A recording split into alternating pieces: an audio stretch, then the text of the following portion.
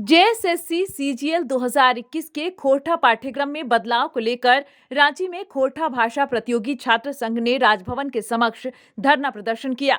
आपको बता दें, जेएसएससी सीजीएल के खोरठा पाठ्यक्रम को अन्य पाठ्यक्रमों जैसे नागपुरी, पंचपरगना, कुरमाली, हो आदि की तुलना में काफी बड़ा कर दिया गया है, जिसे लेकर खोरठा भाषा प्रतियोगी छात्र संघ नोटिफिकेशन जारी होने के बाद से ही लगातार आंदोलन और विरोध प्रदर्शन कर रहे हैं। उनका कहना है कि खोरठा पाठ्यक्रम को अन्य क्षेत्रीय पाठ्यक्रम के समरूप या समान किया गया था, जो कि जेएसएससी के द्वारा 27 जनवरी 2022 को सूचना संख्या 2 के जरिए प्रकाशित किया गया था। यह संशोधन खोरठा पाठ्यक्रम के अन्य सभी भाषाओं के समान था, लेकिन जेएसएससी द्वारा 8 फरवरी 2022 को सूचना संख्या 3 के माध्यम से पुनः विस्तृत पाठ्यक्रम प्रकाशित कर खोरठा भाषा को अन्य क्षेत्रीय पाठ्यक्रम की तुलना में बहुत बड़ा कर दिया गया है, जिससे सभी छात्रों को काफी परेशानी का सामना करना पड़ रहा है। छात्रों ने सरकार से निवेदन करते हुए मांग की कि खोरठा पाठ्यक्रम को अन्य क्षेत्रीय भाषाओं के पाठ्यक्रम के समरूप किया जाए, ताकि खोरठा भाषा अभ्यर्थियों के साथ न्याय हो सके। साथ ही उन्होंने चेतावनी दी कि अगर सरकार उनकी मांगे पूरी नहीं करती है तो वे उग्र आंदोलन करने को विवश हो जाएंगे। नोटिफिकेशन आता है तो हम लोग देखते हैं कि खोरठा का सिलेबस बहुत बड़ा हो गया रहता है।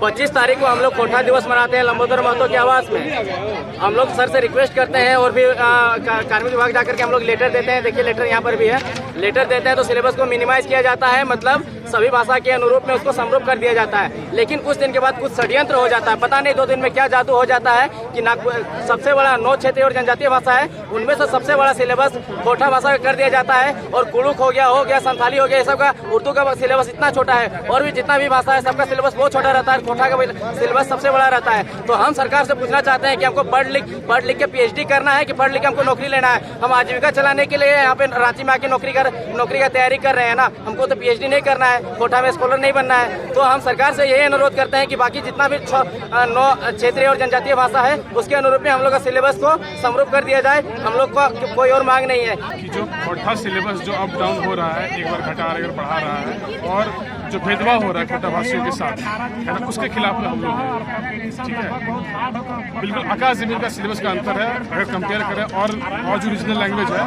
और खोरठा में आकाश जमीन का अंतर है। एक का सिलेबस 1000 है, एक का सिलेबस 10 है, ऐसा डिफरेंस। उसी के खिलाफ में कैसे पढ़ेंगे वो लोग बताइए। 100 कहानी है, कविता कितना है, 150 कविता है, इतना सारा है, कहाँ से करेगा। न्यूज विंग के लिए रांची से संध्या की report.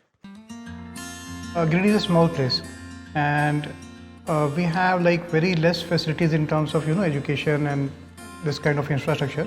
It came to our mind that basically there should be good opportunities for the students of Giridih, those who are leaving the town and going outside for studies, their higher studies and their education. I wanted my son to start with the coding classes, so I researched it online. I got through all the reviews and everything. Then I got in touch with the White Hat representatives, and I was very happy with the progress and all how he was doing. So then I thought that why not to implement it in our school so that all the students are able to learn this thing. I started coding because we can make our thoughts real. We can interact with the computer. White Hat Junior is helping me to create a web browser. And I think on this part, White Hat is actually leading, on this coding platform. It is definitely a very good platform and one should implement in every school.